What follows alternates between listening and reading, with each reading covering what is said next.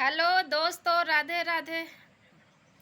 तन की पिसली ना हो चटनिया, तन की पिसली ना हो चटनिया, पियरी सियाई गईल हो।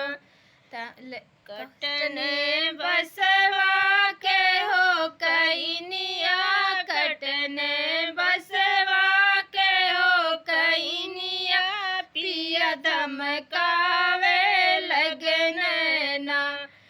तन की पिसली ना हो चटनिया, तन की पिसली ना हो चटनिया, पियरी सियाई गईल ना।